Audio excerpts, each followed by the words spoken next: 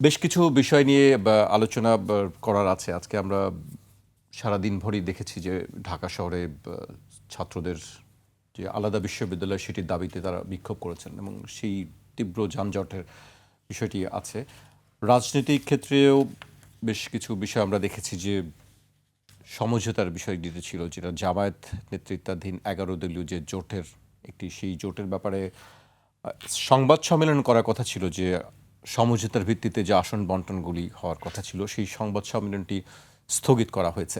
আপনাদের দুজনের কাছেই আমার একই প্রশ্ন, আসলে নির্বাচন নিয়ে খুব বেশি দিন নেই এখনও, মানে ১ মাসের খুব কম সময় নির্বাচন আছে।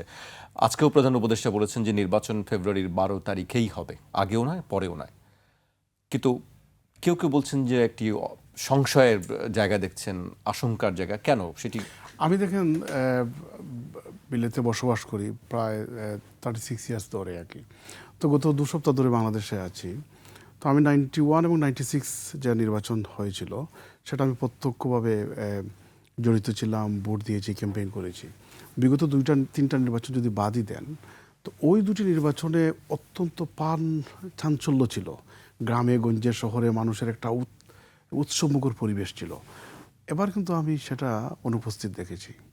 আমি গ্রামে গঞ্জে, সিলেটে, ঢাকায় বিভিন্ন জায়গায় কথা বলেছি, ইভেন সরকারের অনেক উঁচু পর্যায়ে কথা বলেছি। কি বলছেন কিছু তারা? কিছু ব্যক্তিদের এখনো মনের সন্দেহে আমি দেখতে পেরেছি যে আদৌ কি নির্বাচন হবে না ডিলে হবে। কি বলছেন তারা? কিন্তু কারণটা তারা খুব ব্যাখ্যা করতে রাজি নন। কিন্তু আমি মনে করি যে আইন শৃঙ্খলার পরিস্থিতি, মাঝে মধ্যে বড় ধরনের ঘটনা আমরা হঠাৎ করে দেখি।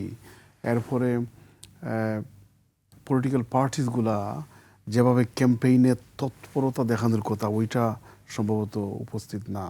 তো সব কিছু মিলিয়ে কিছু লোকের, আমি সবার না, নির্বাচন তো ট্রেন আমরা শুরু করে দিয়েছি, সুতরাং নির্বাচন তো হতেই হবে এবং নির্বাচন হওয়া দরকার দেশের জন্য, অর্থনীতির জন্য, স্থিতিশীলতার জন্য। কিন্তু একটা অবাধ, গ্রহণযোগ্য, সুষ্ঠু নির্বাচন হওয়া দরকার। এবং ডক্টর ইউনূস বলেছেন, প্রায় সময় বলে থাকেন এবং বলেছেন একটা ইতিহাসের সেরা নির্বাচন উনি দিতে চান। তো আমরা তার কথায় আস্থা রাখতে চাই। কিন্তু নির্বাচনটা একার পক্ষে, সরকারের পক্ষে বা একটা স্টেক হোল্ডারের পক্ষে কিন্তু সম্ভব নয়। সবাইকে সহযোগিতার হাত বাড়িয়ে দিতে হবে যাতে করে একটা অবাধ সুষ্ঠু নির্বাচন, এবং বিশেষ করে আইন শৃঙ্খলা বাহিনীর সাথে যারা জড়িত, বিশেষ করে আর্ম ফোর্সেস, তাদের একটা বিরাট রোল প্লে করার স্কোপ আছে।